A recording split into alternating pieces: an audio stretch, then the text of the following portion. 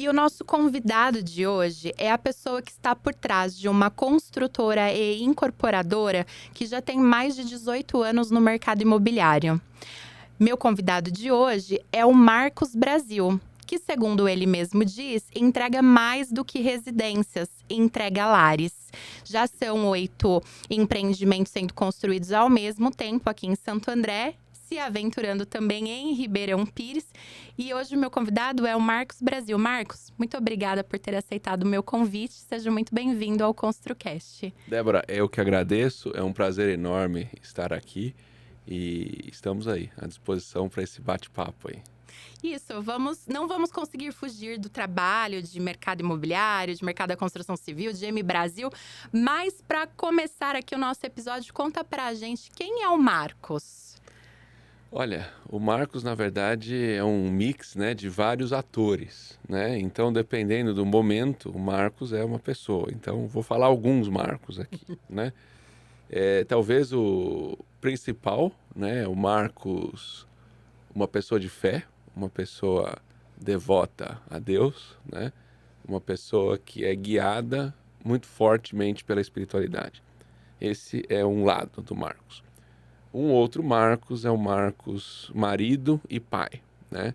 Eu tenho uma menina de 13 anos, a Marina, tenho o Matheus, de 11 anos, e tenho uma namorada desde 96, que a gente tá nessa, não sabemos se a gente casa ou não casa, sabe como é que é? É uma decisão difícil, né?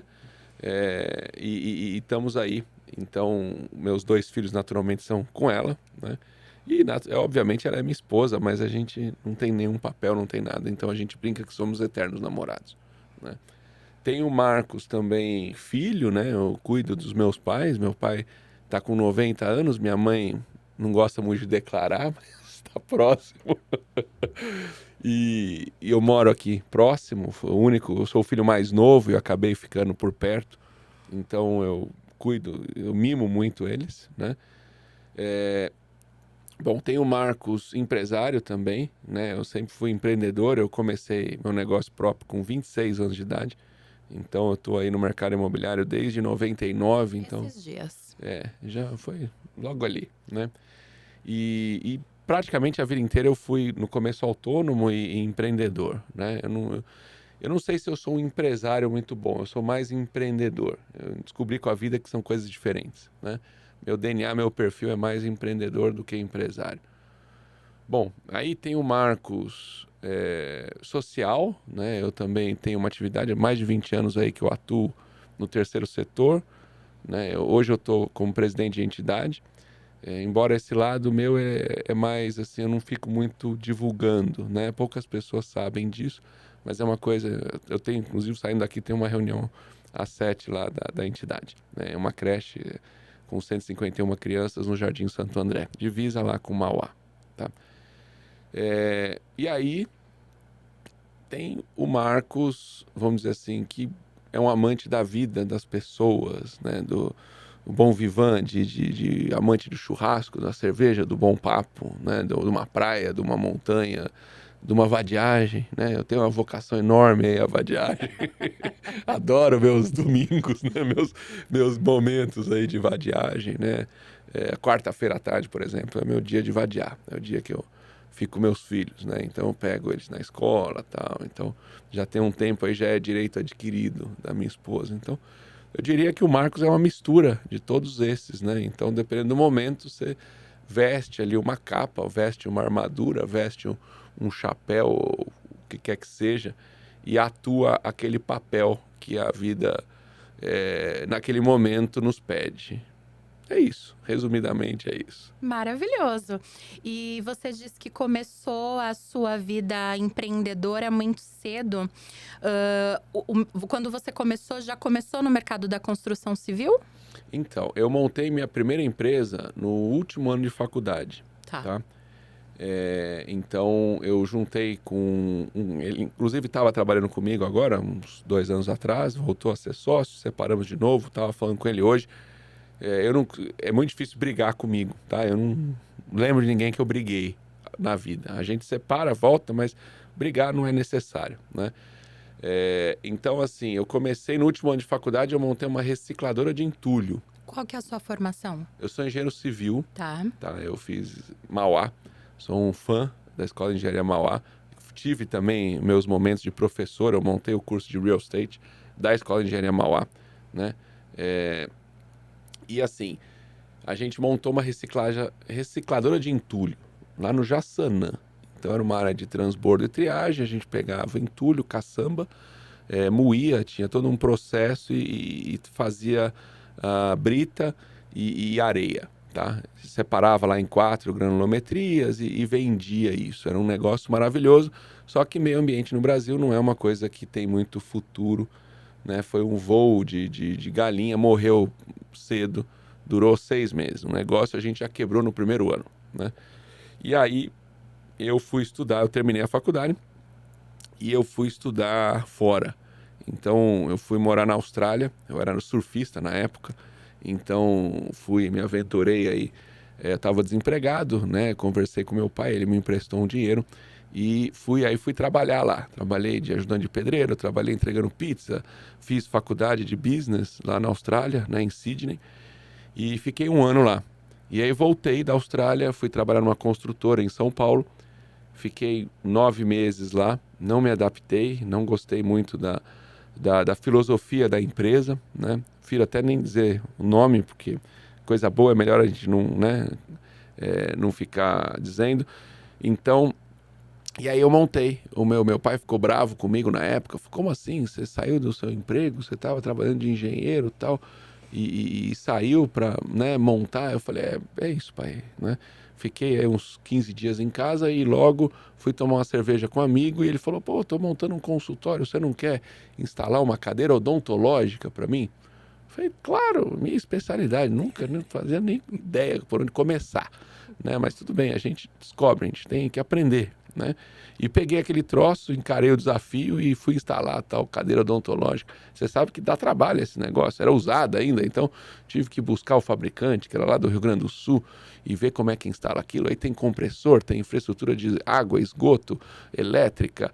Nossa, aí tem que fazer a adaptação de todo o consultório, nas normas, na vigilância sanitária. E o que era instalar uma cadeira virou uma obra. E aí ele ficou satisfeito, já me indicou para a esposa, eu fui fazer um consultório de fonoaudiologia em São Paulo, aí fui jantar no Mangá, no restaurante japonês, já peguei um restaurante para reformar, e aí a coisa foi indo, né? Em 2010 a gente começou a construir para vender, né? Isso foi em janeiro de 2006 que eu comecei aí a vida autônoma, né? 2007 a gente montou, em abril de 2007 iniciou em Brasil, a gente completou 18 anos agora, e em 2010 a gente começou a construir para vender. Então juntou um monte de gente, passou o chapéu, todo mundo deu um dinheirinho e começamos a fazer apartamentozinhos sem condomínio aqui em Santo André. Foi assim que começou a atividade de incorporação imobiliária.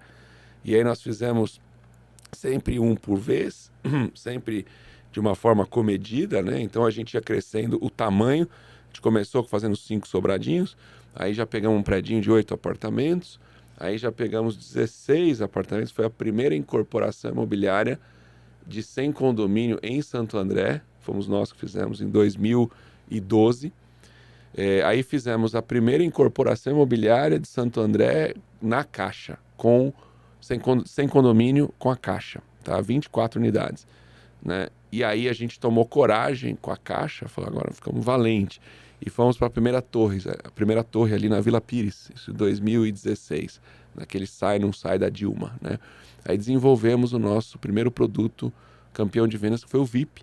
Hoje ele já está indo para a quarta torre, são 313 unidades, e sucesso absoluto de vendas, 36, 37, 38 metros, né? O primeiro era 36 metros, 2 dormitórios, churrasqueira na varanda. E vende que nem água. É necessidade, primeiro imóvel, né? Hoje em dia, muito casalzinho, recém-formado, 30 menos, 40 menos, essa turminha assim, né? E vende bem. Só que a legislação em Santo André mudou. Sim. Hoje, para esse tipo de produto tem que ser HIS, tem as suas restrições, né? O funding da Caixa não tá lá essas coisas, não tem muita disponibilidade de fundo de garantia, não tem disponibilidade FGTS, né, de poupança. Então, o funding está curto, né? E esse é o ano dos fundos, né? Então, o mercado, a parte de funding, a estruturação de incorporação está mudando muito, né? E essas taxas malucas aí de 15%, eu escutei essa semana um negócio que eu falei assim, será que eu estou ouvindo direito? Né? Oferecendo crédito a Selic mais 18. Eu falei assim, meu Deus do céu, Selic mais 18. Que tipo de negócio que consegue permanecer com uma Não é taxa sustentável, dessa? né? Mas vamos lá, vamos falar de funding, então, que eu quero abordar, além das nossas perguntas tradicionais, dois temas aqui que eu acredito que você tenha muita experiência para compartilhar conosco. E o nosso público aqui são corretores de imóveis, arquitetos, engenheiros, pequenos construtores, tá? E a ideia, justamente, de trazer as pessoas por trás de grandes construtoras incorporadoras é porque muitas vezes nós, pessoas comuns, comparamos o nosso bastidor com o palco dos outros. Então, é comum a gente achar que o teu sucesso é sucesso desde sempre, que você já começou grande, e isso não é uma verdade, né? Você disse que começou, pegou reforma, depois construiu sobrado, depois foi para um prédio de pequeno porte e hoje tem as torres e os condomínios aí com uma arquitetura fantástica, inclusive, que eu sou fã dos empreendimentos que a M Brasil constrói. Então, falando assim de funding, né, uma das formas de alavancagem é através de recursos bancários, onde você não depende exclusivamente de recursos próprios, nem de investidores, né? Hoje eu sei que tá tudo muito mais difícil por todos os motivos que você disse, mas você acredita que a Caixa tendo entrado no negócio, né, fez diferença para quem é a M Brasil hoje? Com certeza. Nós temos, eu não sei se em Santo André tem alguém com essa quilometragem em Caixa Econômica, talvez o Alaur, tá, da Frata. A gente já tem 6 empreendimentos com a Caixa. Nós começamos fortes, tem mais de 10 anos que somos gericados, né? A Caixa é uma mãe para o construtor.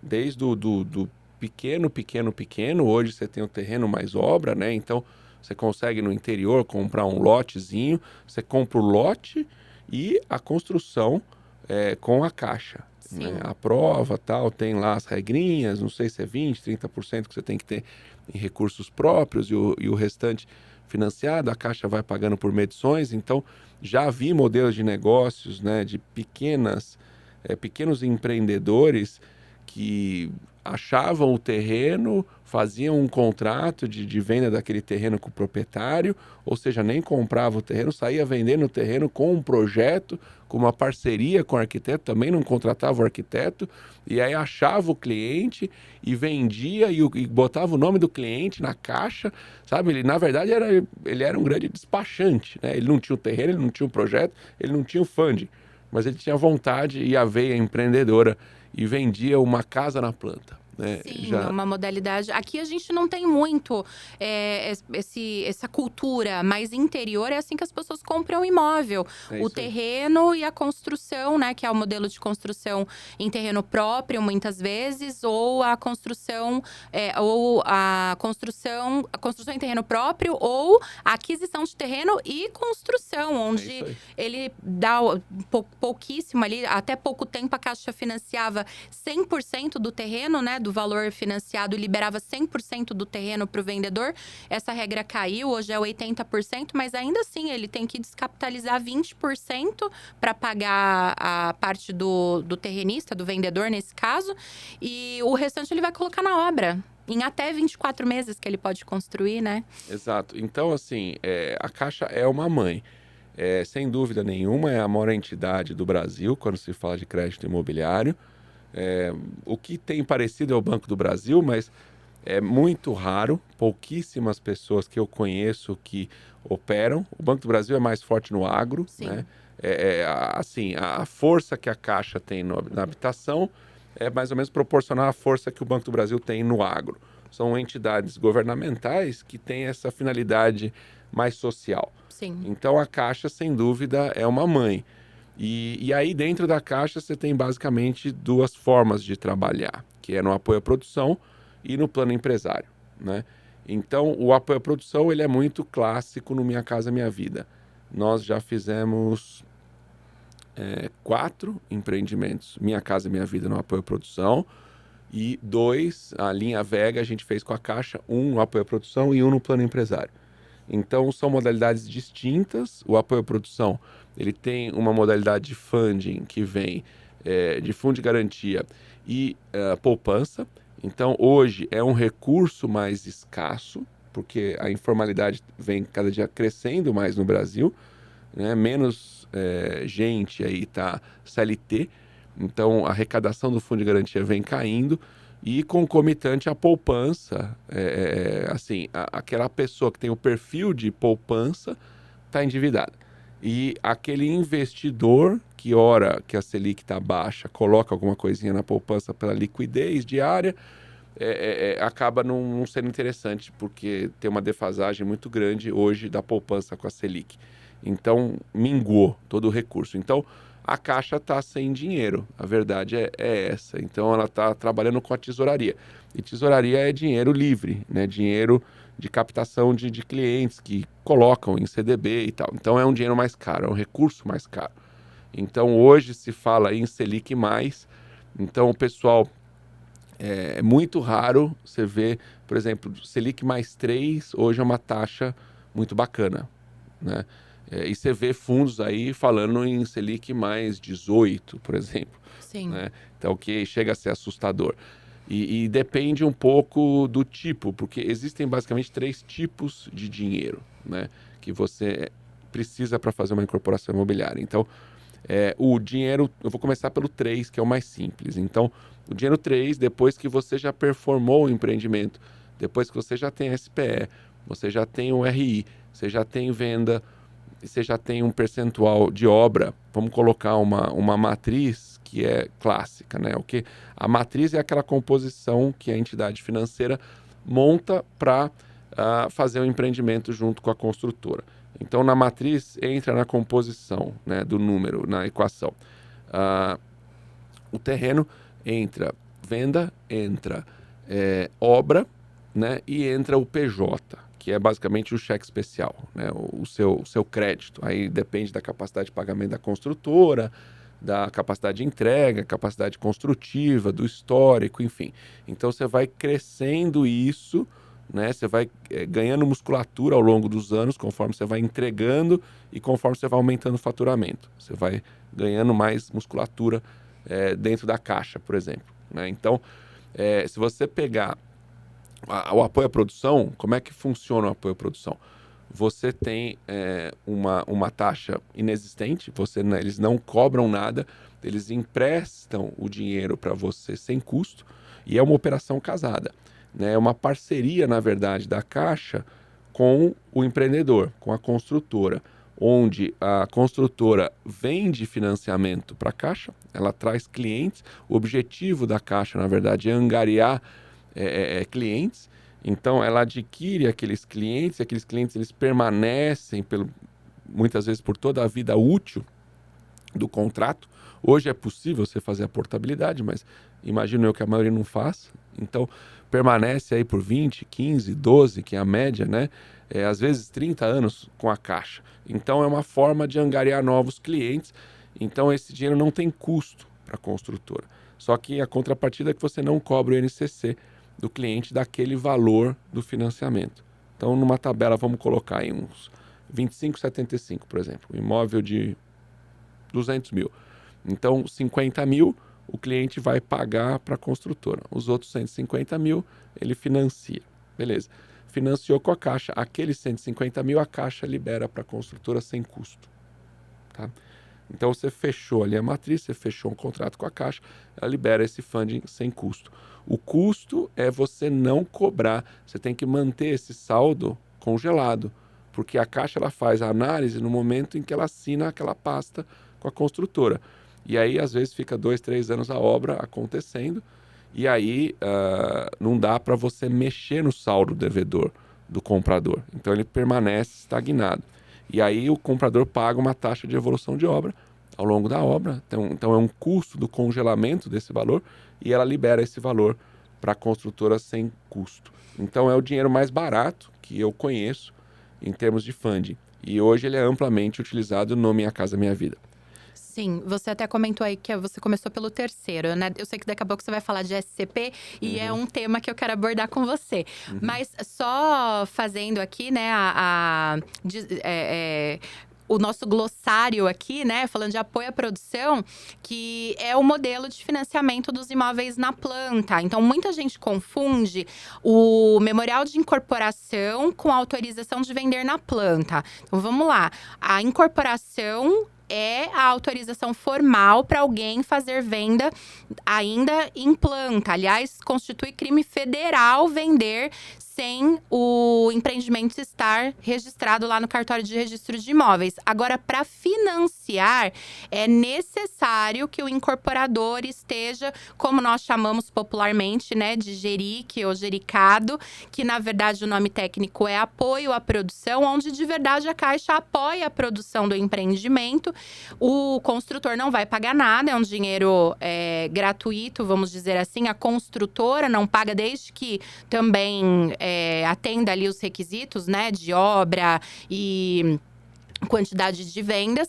Quem paga os juros por esse dinheiro emprestado é o próprio mutuário, tá? Mas tem toda a documentação ali que vai para a Caixa. Então, analisa histórico, analisa documentação da incorporadora, da construtora. Falta pedir o exame do pezinho, né? Então, quando você diz a Caixa é uma mãe, mas é uma mãe raiz.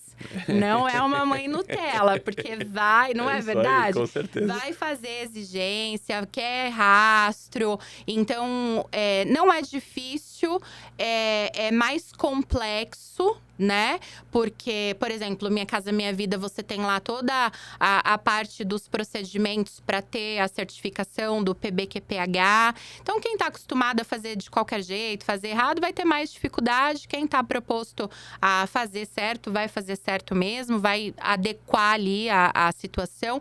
Então, só para dizer que apoio à produção é isso, tá? São os financiamentos realizados ainda em período de obra ou em período de construção com a Caixa Econômica Federal. Já o plano empresário, e aí o apoio à produção, como bem disse o Marcos, Caixa Econômica e Banco do Brasil. Banco do Brasil, muito pouco. O último empreendimento que eu vi em Mauá foi da construtora Paulo Macoto. Já tem muitos anos que isso aconteceu com o Banco do Brasil. Hoje, o market share todo é da Caixa, mas o plano empresário não é novidade da Caixa. Quase todas as instituições financeiras têm. Aliás, é muito comum passarmos na frente de empreendimentos e vermos placa lá do Bradesco, Itaú, Santander, Safra, né, entre outros. Mas voltando, você começou pelo terceiro, tem o segundo, o SCP. Você vai falar bem rapidinho, porque daqui a pouco a gente entra no tema. Claro. Então, vamos lá. Comecei pelo terceiro, que é o mais simples. Então, dentro desse terceiro, que é o dinheiro para obra, o recurso para obra. Então, o que você precisa ter? Você precisa ter um percentual de obra evoluída, em média, 15% a 20%. Se for um apoio à produção, eu cheguei a repassar a obra já com 3%, Tá. o Vega Assunção. Só que aí envolve um relacionamento, envolve uma série de coisas, envolve a vontade que a entidade está naquele momento de liberar, né, aquele recurso, a disponibilidade, uma N variáveis. Mas também te exige um número maior de unidades vendidas, né? Com 3% de obra. Olha, nem sempre. Essa matriz do Vega Assunção a gente fechou com 3% de obra e 15% de vendas. Então, vai depender do apetite da entidade financiadora. Basicamente é isso. Ok. É a necessidade que ela está de ofertar aquele recurso. E aí, você tem a tesouraria, né? Que é, basicamente, todos os bancos operam, e os fundos, que é esse Selic+, ou IPCA+. Que hoje se fala IPCA mais 7, IPCA mais 8, IPCA mais 11, e Selic mais 4, mais 5, né? Eu estou com empreendimento com a Caixa, Selic mais 4,5. Né? Tem alguns bancos aí, ABC, oferecendo Selic mais 4,15. Você pega, por exemplo, um Bradesco, Selic mais 4,5, 4,7. Você pega um Sicoob, por exemplo, que já é mais caro, já é um Selic mais 8. Então, você tem várias taxas, e aí depende um pouco, né? O Sicoob, por exemplo, ele te dá uma taxa mais cara, mas ele já te pede 5% de obra. Ele já libera um recurso na cabeça. Então, tem essas nuances. Você tem que fazer a composição da matriz, você tem que rodar o estudo de viabilidade dinâmico e ver o que fica mais em conta e o que encaixa melhor ali para a tua necessidade. Então, esse é o dinheiro 3. O dinheiro 2, o mercado chama aí o bridge money, né? Que é o crédito ponte, que é aquele para você comprar terreno, para você estruturar marketing, fazer registro de incorporação, projeto e evoluir um pouquinho de obra quando você não consegue compor isso nas vendas, né? Até o banco entrar. Então, seria aquele ponte, que ele é para SPE, ele é para o empreendimento, mas antes do banco entrar. E como funciona a garantia? Então, a garantia normalmente é o próprio terreno, né? Eles pegam, em média, aí 50%. Então, você tem um terreno, por exemplo, de, sei lá, 5 milhões. Eles conseguem liberar aí 2,5 milhões, dependendo do caso, até um pouquinho mais, né? Sem alienação? Normalmente, eles alienam o terreno. E aí, no momento em que você vai para a entidade que vai fazer a obra, eles fazem uma substituição de garantia. Então, eles trocam essa alienação no terreno por unidades no local, né? Então, eles fazem essa substituição ou trocam por uma garantia externa, né? Aceita-se até barco, avião, casa, enfim, qualquer coisa. Aí vai também depender do apetite do fundo, mas normalmente envolve uma garantia real. Sogra, você sabe se aceita? A minha amiga mandou perguntar. Eu acho que até aceita, mas eu acho que não paga muito bem, não. Se bem que a minha não dou, não empresto, eu não vendo. Eu brinco que eu não tenho sogra, eu tenho 2 mães. Eu acho que eu fui abençoado aí. Você sabe que pelo código civil, sogra é para sempre, né? Não tem ex-sogra.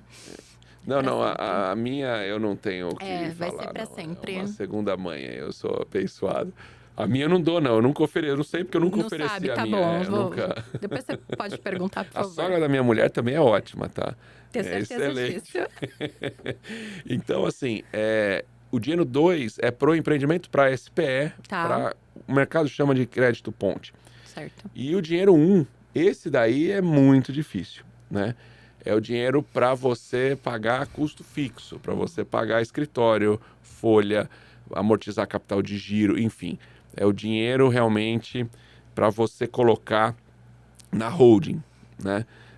Porque existem alguns momentos que há um descasamento e existe a necessidade da holding fazer aportes nas SPS, né? Isso vira e mexe acontece com os mais organizadinhos, com o mais certinho, com todos. Então existem esses momentos que você precisa, a SPE precisa receber um aporte da holding. E esse dinheiro é um dinheiro bem complicado, é o dinheiro mais difícil. Existe no mercado, mas ele é muito caro. É o tal do Selic mais 18 que eu estava te falando lá. Ele é bem caro. Se você tem uma garantia real externa, você consegue levantar um capital de giro mais fácil. Se não, você tem que ir para um equity. Hoje o mercado não está com apetite, né? Equity seria você vender parte da holding, né? Então, ou até um equity na SPE. Só que aí, se for um equity na SPE, eu já entendo que é o dinheiro 2. Tá. Que é o dinheiro para a estruturação do negócio, da SPE. Então, hoje eu acredito que as construtoras estão mais do que nunca numa busca por funding. O mercado está muito estressado. Essa Selic de 15% inviabiliza a maioria das operações. A gente teve um acréscimo, eu estou falando de 2018, 2019 para cá, talvez 2020, eu diria que em 5, 6 anos o custo de construção dobrou. Isso desregulou, acho que desde a pandemia, né? Então, assim, o mercado vem sofrendo muito, não só a construção e não só o Brasil, isso é a nível mundial e todos os mercados. Houve esse desequilíbrio. Alguns poucos mercados se beneficiaram muito da pandemia. A maioria, eu não vejo dessa forma, a maioria sofreu, né? Então, você vê o agro sofrendo muito, porque o crédito... os 2 pilares aí do Brasil, né? Os 3, que é a mineração, o agro e a construção civil, Os três estão sofrendo, né, bastante com essa Selic alta. Isso não é bom. O Brasil não aguenta isso. Então, eu acredito que 2025 é o ano dos fundos imobiliários. Hoje tem várias opções. A gente nunca foi tão assediado por fundos imobiliários. Nunca foi uma coisa tão popular, né? Eu faço toda semana reunião com o fundo para entender o que eles estão oferecendo, porque a gente tem que estar antenado, né? Sim. Funding é uma coisa muito importante. Ela pode determinar se o seu empreendimento vai ser um sucesso ou não, né? Se você toma um funding caro, você pega um empreendimento saudável e transforma nele num empreendimento não muito saudável. Não vai se sustentar, né? Então, essa matéria é muito importante, né? Você tem que ter resultado no final. E pelo que eu converso com o pessoal aí no ABC, tá difícil, né? Tá bem estressado, o mercado tá bem estressado. Essa Selic não... tem operações aí que você vê o custo financeiro chegar a 12%, 15% do VGV. Como é que você sustenta isso? É muito. A margem do negócio não dá isso tudo. Você acaba tirando da tua margem. Então, sim, mais do que nunca, funding hoje é um assunto muito importante, né? Aí tem a SCP, aí eu posso falar? Não, deixa para depois. Nós vamos falar da SCP. Uhum. A SCP, na verdade, a modalidade sempre existiu de uma maneira sem nome, né? Porque principalmente nos prédios sem condomínio, era muito comum o construtor vender ali para pessoas com valor mais baixo, né? Para ele conseguir recursos, seja no começo da obra, seja no meio, seja terminando ali. Então, vendia-se unidade por um valor muito mais baixo e colocava esse investidor no mesmo balaio de todos os outros compradores. A gente trouxe isso para uma forma mais formalizada, né? Então, a SCP hoje, ela é usada não só para esses empreendimentos, como para os grandes empreendimentos, que é trazer os investidores aí para dentro do negócio, né? E aí, eu queria que você me dissesse, né? Dissesse pra gente como é a atração dessas pessoas, como se faz para atrair investidores, porque começamos conversando, né, fora da gravação, de que a nossa vida é uma venda em todos os sentidos. A gente está se vendendo e vendendo o tempo todo. E você precisa vender essa situação pro investidor, né, para ele poder entrar. Então, é a primeira pessoa que precisa entender você e te comprar ali, fora a Caixa Econômica, fora o comprador, fora o corretor. Então, olha quanta gente a gente precisa vender o empreendimento, né? E aí sim, agora você pode falar da SCP, mas eu queria que você começasse falando a respeito disso. Como é feita essa parte da atração dos investidores para você conseguir trazer para dentro de uma SCP? Então, puxando o gancho aí, né, dos tipos de dinheiro, do que é vender e da SCP, eu resumo da seguinte forma. Venda, basicamente, tem super a ver com confiança. Sim. Então, você só consegue efetuar uma venda, seja na área que for, ou a natureza da venda que for, se você passa confiança, se o vendedor passa confiança para o comprador. Se não existe confiança, não existe venda. E a SCP é muito baseada em confiança. Então, existem basicamente dois fatores que fazem a venda da SCP acontecer. Um deles é a confiança, na minha opinião, é o principal. E o segundo é o desconto, né? Então, assim, vamos lá. Vamos colocar um exemplo aqui. Você tem uma empresa que você nunca ouviu falar, que o pessoal está começando, vendendo uma SCP, e você tem a oportunidade de comprar uma SCP da Cyrela, por exemplo, né? Imagino eu que não seria o mesmo desconto, né? O rapazinho lá que está começando agora vai oferecer 30%, 40% de desconto. A Cyrela já pode se dar o luxo de oferecer 10%, 15%, né? Então, assim, existe essa relação da confiança versus desconto. Sim. Então, quando em cenários mais estressados, que é o momento que a gente está passando agora, naturalmente você tem que aumentar o desconto. A Selic, na verdade, porque assim, como eu vejo a SCP é uma sociedade em conta de participação. Então, isso não é uma exclusividade do mercado imobiliário. Você pode ter, eu já vi SCP de médicos, né? Eu já vi SCP de pizzaria. Você acha a pizza do seu vizinho legal, você quer investir no negócio dele, você confia no cara, só que você não entende nada disso e você não está ali na operação. Então, o conceito de SCP, para existir uma SCP, você precisa ter duas figuras. Você precisa ter o sócio ostensivo e o sócio participante. Antigamente era chamado sócio oculto, e essa denominação mudou. Hoje em dia é sócio participante. Então, o sócio ostensivo é quem de fato opera a administração do negócio. Ele é que conhece, ele é que entra com know-how, ele é que entra com o trabalho em si e com o risco, né? Civil, criminal, trabalhista.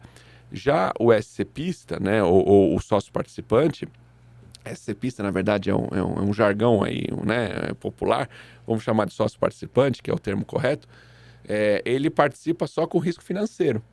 Então, naturalmente, eu não sei se cabe muito um SCPista, um sócio participante, processar, por exemplo, o sócio ostensivo por má administração, tudo cabe, né? Mas é uma coisa assim, ele sabia do risco, ele é um sócio, ele não cabe no risco trabalhista, civil, criminal, porque ele não está na administração, mas em perder é um risco do negócio. Não existe nenhuma entidade que garante se houver uma quebra, né? Então tem essa dificuldade, por isso que envolve muito confiança.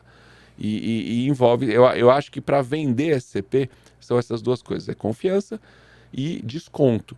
Então, e momento de mercado. Então hoje, naturalmente, você está tendo que oferecer descontos maiores, né? Então, o mercado trabalha aí com 20, 25, 30, 35, comarcas com margens maiores, como São Paulo, você vê aí até 40% de desconto em SCP. E prazo, né? Então, depende também, desconto versus prazo. Quanto maior o prazo, mais difícil. Quanto maior o desconto, mais fácil. Então, desconto pequeno, prazo longo, dificuldade alta de vender. Desconto alto, prazo curto, dificuldade menor na venda. Então, basicamente, são essas três variáveis aí, né? A confiança, o desconto e o prazo. Então é isso que fomenta. E aí, como vender SCP? Não é simples, porque você não pode anunciar. Primeiro que o que você está vendendo de fato? Você não está vendendo um apartamento, né? Porque para você vender um apartamento, pela Lei 4.591 de 64, você precisa ter a BITSE ou você precisa ter um RI. Sim. Né? Então você não pode vender apartamento. Você está vendendo o quê? Você está vendendo uma cota de participação numa SPE ou numa holding. Você pode captar o dinheiro por exemplo, você pode captar através de SCP, né? Que é o que o mercado chama de equity.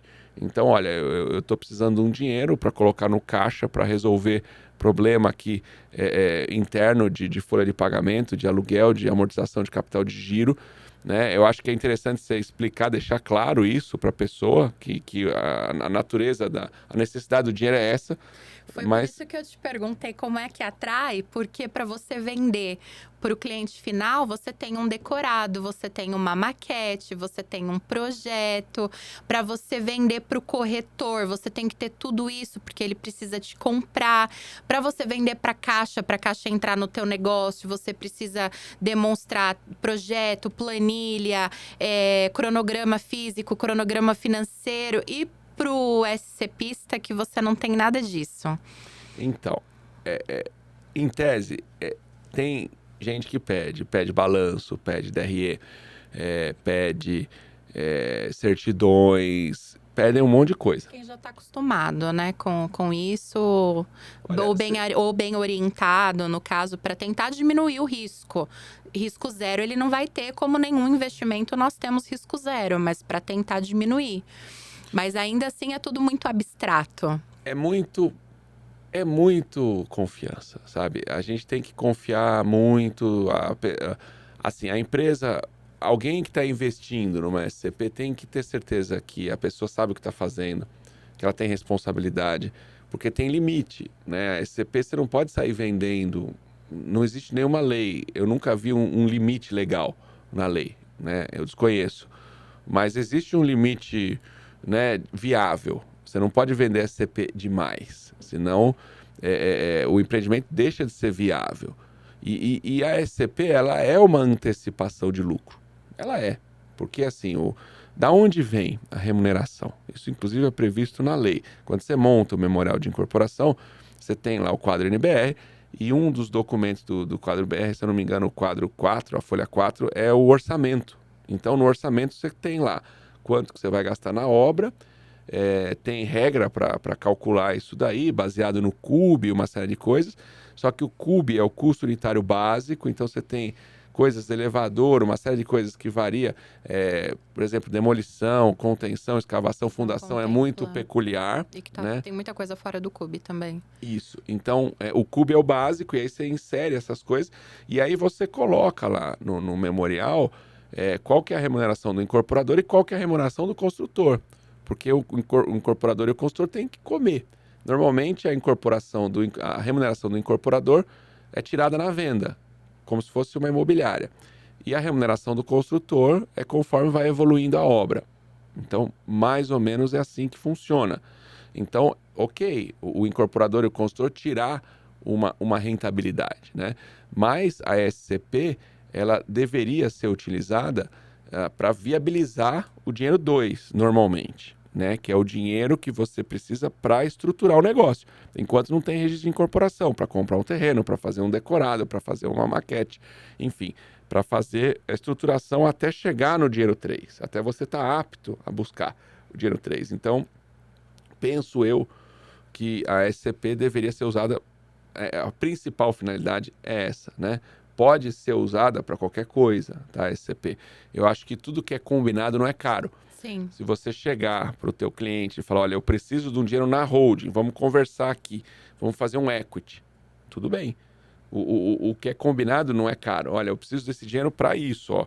O empreendimento está rodando, o empreendimento está saudável, mas eu preciso pagar minha folha, eu preciso amortizar um capital de giro, eu preciso fazer um marketing institucional, enfim. Ele coloca se quiser, ele está ciente do risco, mas eu sou sempre favorável à transparência. Né? O que eu não acho legal é você dizer para o cliente que você precisa do dinheiro para determinada finalidade e usar para uma outra. Né? Aí é desvio de finalidade, já não é legal. Né? Ele também não tem muito como saber, porque a empresa é uma empresa limitada. Normalmente, eu nunca vi ninguém abrir extrato para sócio participante, né? Não é comum. Então, assim, é sempre um risco. Mas você também não vai se negar a apresentar caso ele peça, porque tudo que a gente diz que não já acende o alerta. Ele pode pedir. Nunca aconteceu comigo. Eu já trabalho com SCP desde 14. Tá? São mais de 10 anos aí que a gente opera com essa modalidade. Eu descobri isso num curso que eu fiz no Secov de incorporação imobiliária. Eu não sei se no ABC já era muito difundido, então eu importei essa tecnologia de São Paulo. Né? Já devia ter gente aqui, do mesmo jeito que eu fiquei sabendo, outros também, mas já tem mais de 10 anos que a gente trabalha com SCP, por isso a gente tem números, né? Porque é difícil também você calcular, você não dá para prometer remuneração, né? Se bem que existe modalidade. Hoje a gente tem um produto que a gente oferece remuneração pré-fixada, não tem problema nenhum. Você está buscando um sócio, né? Aí é o acordo seu com o sócio. Né? Aí é aquilo, o combinado não é caro. Né? Então, eu acho que o discurso de venda de SCP é muito importante. A transparência, você dizer para que você precisa daquele dinheiro, né? Você comprovar que está sendo usado para aquela finalidade. Tudo isso é transparência e tudo isso, naturalmente, fomenta você vender mais SCP. Né? Eu acho que é isso. E aí você disse que SCP é confiança. Eu... Por assessorar construtoras aí que querem fazer o GERI, que querem saber por onde começam, muitas vezes eu sou questionada ali, muitas vezes aparece pessoas que só têm sonho. E eu falo que a Caixa ainda não financia sonho, né? Porque a pessoa aparece, ela ainda não tem uma empresa estruturada. Tem pessoas que sequer têm um CNPJ. não tem um projeto, ele tem o sonho de construir, o projeto tá só na cabeça dele, né? E aí, ele precisa vender para Caixa, mas para vender para Caixa, ele precisa ter um rastro, porque a Caixa não é nós estamos aqui, né, entre pessoas, e aí poderia ser que nós tivéssemos uma relação de amigos. Não é o caso, mas poderia ser que nós tivéssemos essa relação de amigos e, por sermos amigos, tivéssemos essa relação de confiança. No negócio, isso não existe, né? Então, amigos, negócios à parte. Então, a Caixa pode até te chamar de amigo, mas ela vai querer toda a documentação, todo o rastro, quem é você, não daqui para frente, quem é você de hoje para trás, né? O que você fez até hoje. Então, eu costumo brincar, né? Eu falo, olha, sonho a Caixa ainda não financia. E aí não tem e muitas vezes não tem esse histórico de confiança. Então não tem esse histórico para Caixa, não tem o histórico para uma SCP, porque é o primeiro empreendimento da vida da pessoa, né? Como conseguir recursos para uma construção assim? Fica bem mais difícil, né? Passar esse quesito confiança se é a primeira vez que eu tô fazendo isso. Olha, no meu caso, eu comecei, como eu disse, passando o chapéu entre… o mercado chama isso de family friends, né? O que é family and friends? É aquele grupinho de amigos. Passando gravata, igual no casamento. Exato. Olha, gente, tô aqui, vou começar uma obra. Eu, no meu caso, eu já era engenheiro e já construía. Então já é um primeiro passo, já tem um pouquinho de credibilidade.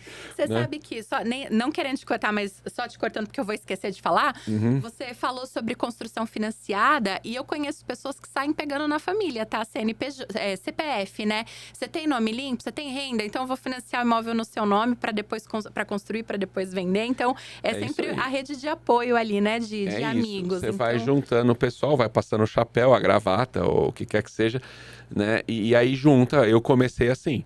Então eu juntei um grupinho. Aí tem aquele tio que saiu da Volks lá, que fez o plano lá com a Volks e saiu com o PDV, saiu com uma bolada. Tem um outro que ouviu falar que a construção tá indo bem. Tem um outro que vendeu um carro e não tá precisando de outro carro. Enfim, você vai pegando esse recurso, vai alocando. E no começo, eu comecei assim, né? Pegando dinheiro de amigos e parentes e cobrando taxa de administração. Então, você vai começando a ganhar aporte e aí você vai faturando, porque a Caixa ela vai pedir faturamento. Então, o que você precisa? Você precisa comprovar a capacidade construtiva. Por isso que o primeiro, normalmente, o que eu vejo, o pessoal faz dessa forma, com o investidor da família. Então, começa pequeno. Então, vamos pegar um terreninho, cortar no meio, fazer 2 casinhas térrea de 60 metros, popular, no interior, aqui pertinho. E aí fez olha, viu como é que já entendi como é que o pedreiro funciona, já entendi como é que o eletricista funciona, como é que a Caixa funciona, como é que a venda funciona, como é que é a imobiliária, como é que é o cartório, como é que é a prefeitura, né? São várias nuances aí que você tem, né? Vizinho. Então, assim, problema, nossa… Murphy, eu acho que ele devia trabalhar com obra, porque a coisa que dá problema é obra, né? E não só obra. Dentro desse mundo da incorporação imobiliária, eu diria que a obra é o mais simples, mesmo. Essa parte de funding, essa parte de viabilidade, essa parte de vendas, é bem mais complexo. Mas você é desafiado como construtor, como incorporador, né? Você é desafiado o tempo todo, porque você é desafiado pela compra do terreno. E aí, cada compra é uma compra, né? Envolvendo pessoas ali, é um desafio. Depois, você tem desafio com o projeto, né? Desenvolver projeto de modo que seja bonito, que seja vendável, que caiba ali no terreno, que o custo, que a equação metro quadrado, valor final para o cliente case. Então, você tem esse desafio. Depois, você tem desafio de aprovar esse projeto na prefeitura. Você tem desafio com a construção e com todos os profissionais que estão ali. Você tem desafio na corretagem. Você tem desafio com os clientes. O pós-venda também. Você tem desafio com o cartório de registro de imóveis. Com toda a legislação pertinente.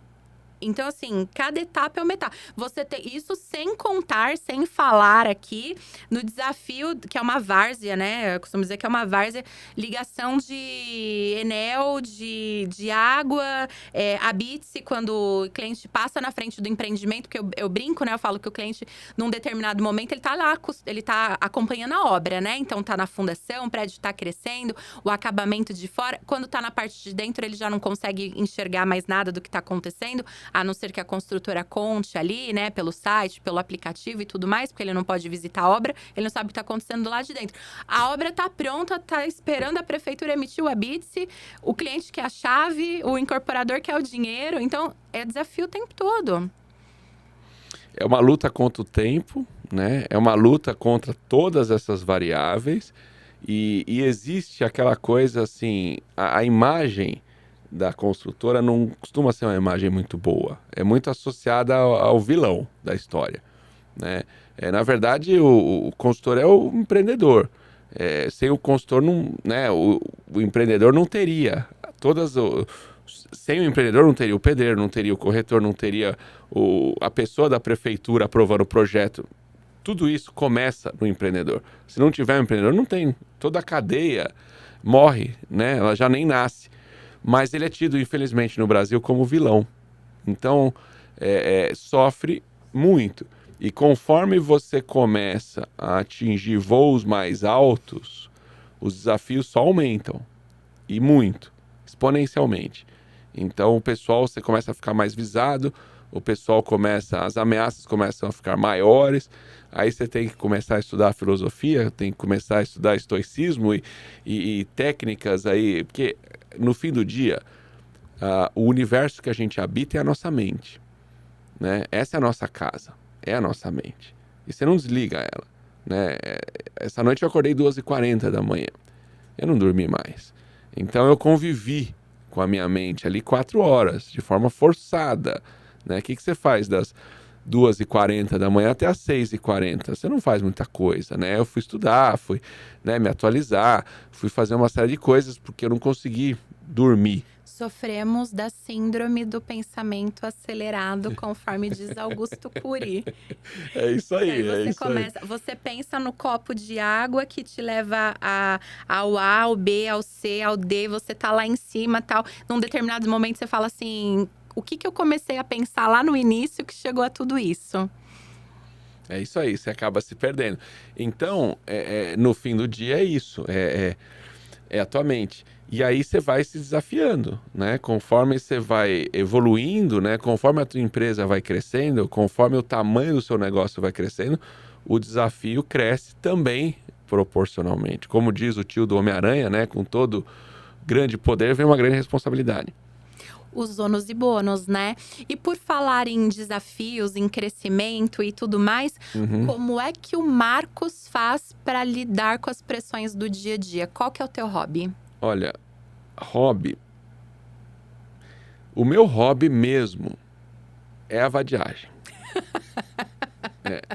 Sendo bem franco, tá? Então, assim, eu gosto muito de churrasco, mas a vida vai sarceando, né? Então, assim, meu hobby já foi bicicleta.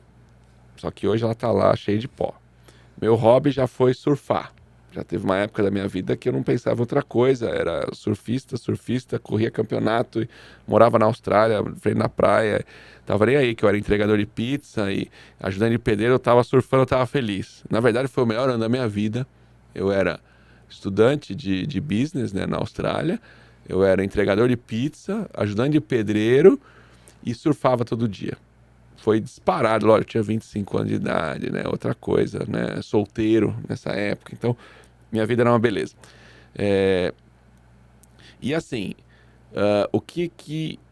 o meu hobby hoje, eu acho que é estudar, tá? Só que na vida eu percebi que eu tenho algum problema, todo mundo tem algum probleminha, né?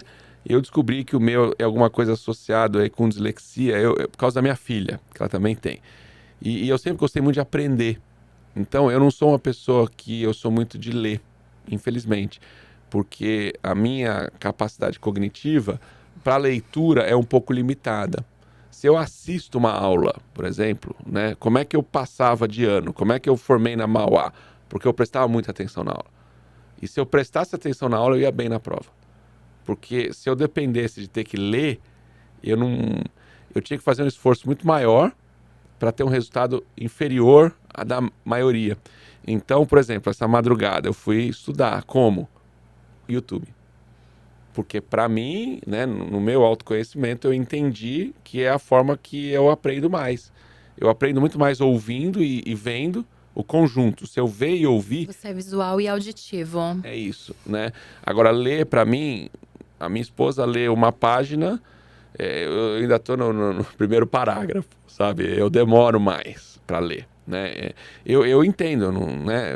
Todo mundo consegue ler, não é que eu sou analfabeto, mas eu prefiro ouvir uma aula no YouTube, por exemplo. Eu assimilo muito mais, eu aprendo muito mais. Então, eu fico estudando e eu ando estudando muito filosofia, espiritualidade, enfim, coisas que realmente eu entendi que todos nós, no fim do dia, a gente habita a nossa mente. A nossa casa é a nossa mente, né?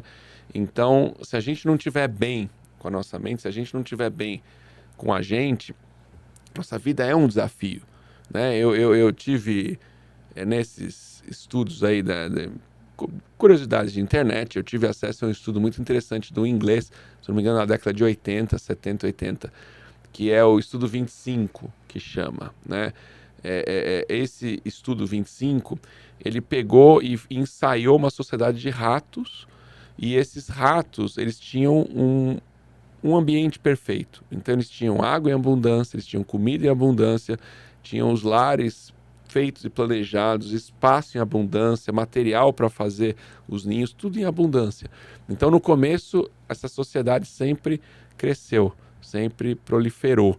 Só que chegava num dado momento que essa população começava a ficar muito grande e aí começavam, mesmo com abundância de comida, de água, de tudo, de material para ninho, começava a entrar em colapso. Então começavam a ter os rejeitados, começavam a ter os chefes, começavam a ter, né, as subordinações, as hierarquias, isso numa sociedade de ratos, que naturalmente é aplicada também para a nossa sociedade humana, né? Então o conceito dessa história qual é? Que se você não tem uma vida difícil, você acaba tendo problemas de outra forma. A sua mente talvez não seja uma coisa tão tranquila, tão serena. Então, o ser humano precisa ter problemas, o ser humano precisa ter desafios, o ser humano precisa estar no ambiente. Só se olhar a nossa história, né?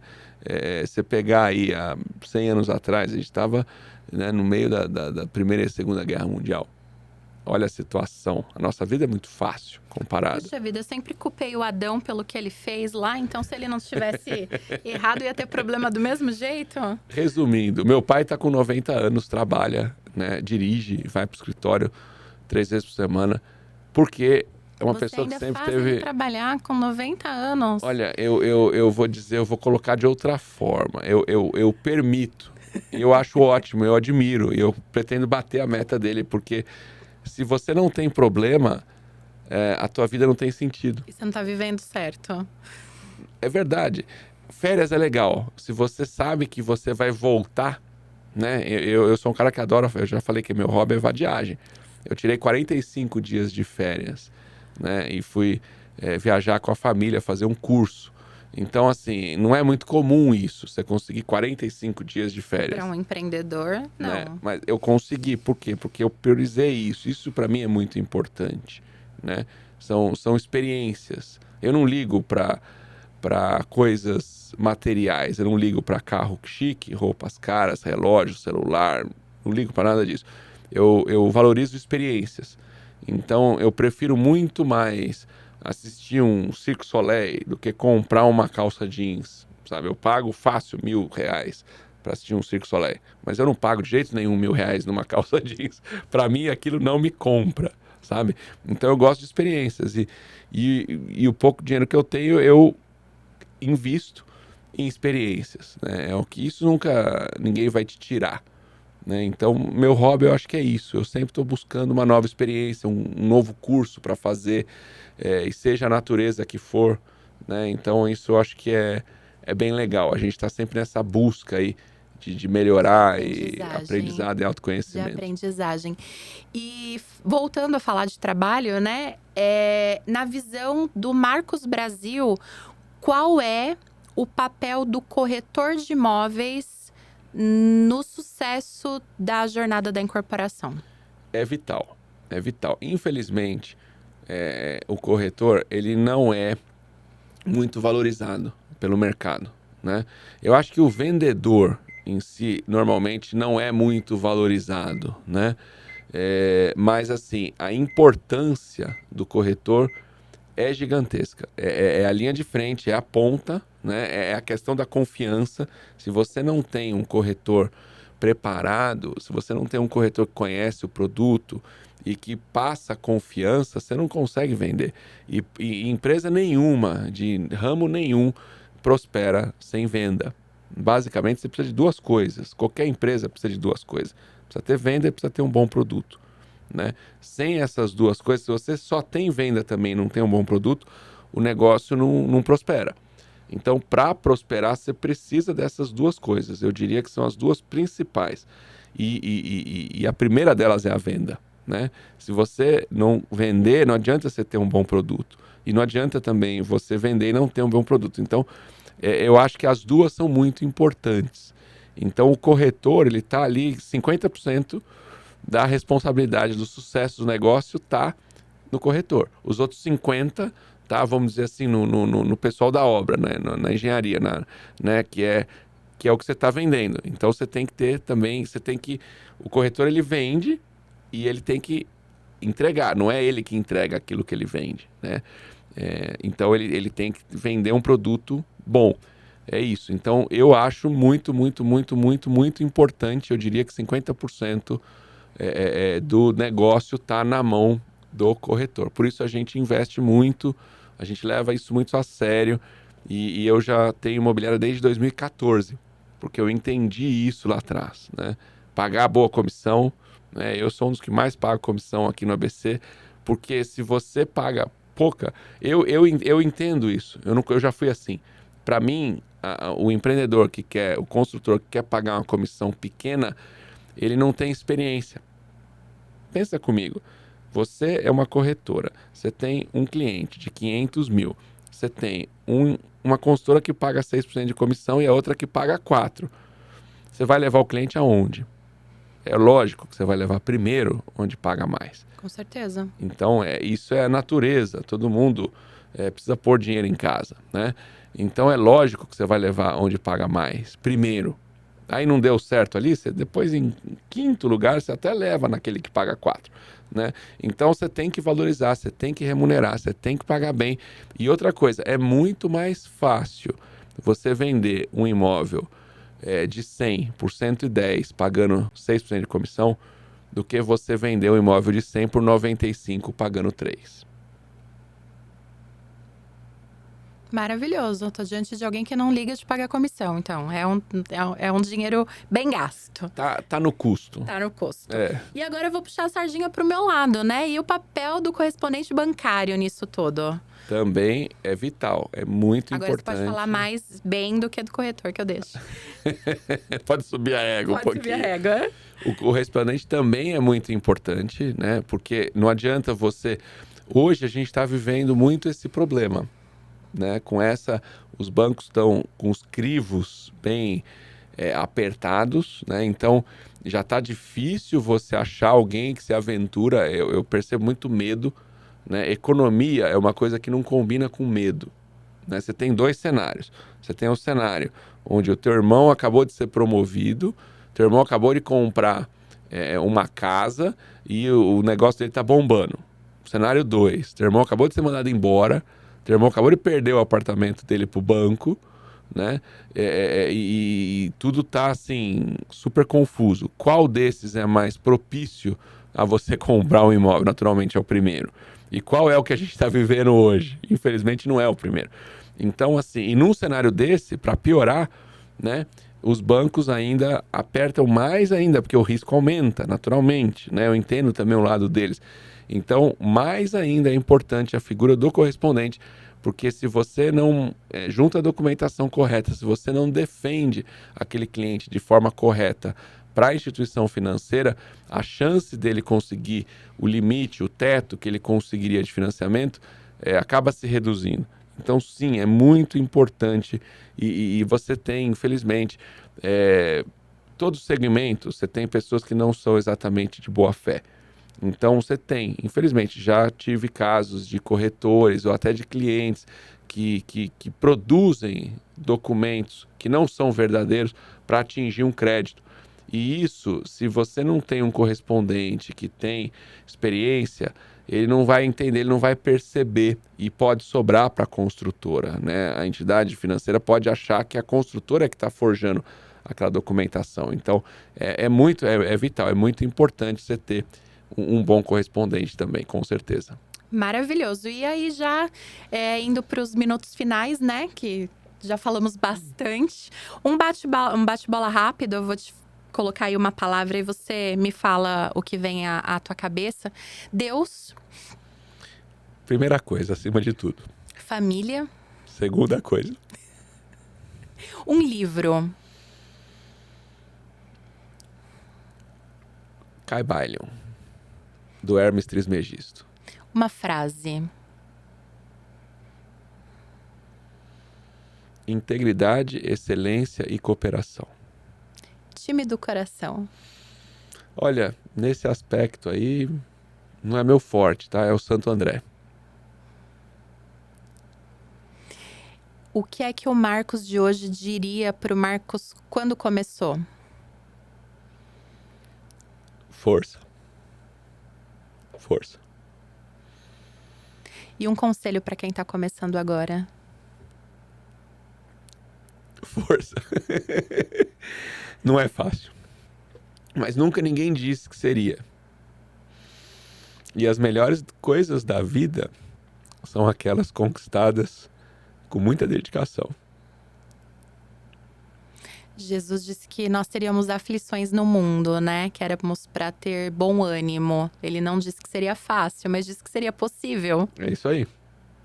Não achou que era impossível, foi lá e fez, não é assim? Exatamente. Suas considerações finais. Olha, eu queria agradecer, né, pelo seu tempo, pela sua disponibilidade, agradecer a Deus, agradecer a esse espaço, a todo mundo aqui.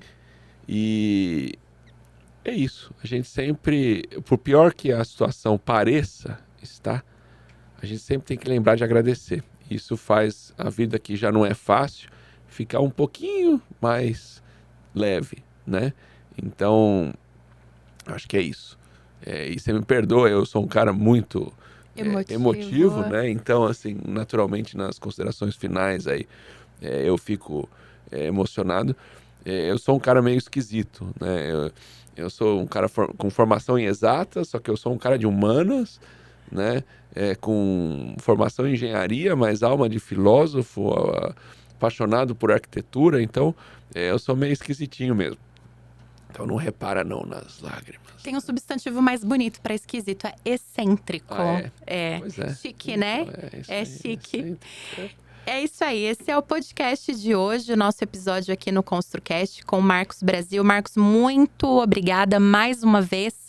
E as portas estão abertas para quando quiser voltar, porque daria um curso aqui com você, né? Quem sabe vira um curso aí de alavancagem de construção. É isso aí. Obrigado. Não sei se eu tô podendo tanto, mas eu agradeço bastante. Até a próxima, pessoal. E já Obrigado. Não esqueçam de se inscreverem lá no canal, deixar o seu like, seu comentário e compartilhar aí com alguém que também vai gostar do nosso episódio. Até a próxima. Obrigado. É isso aí.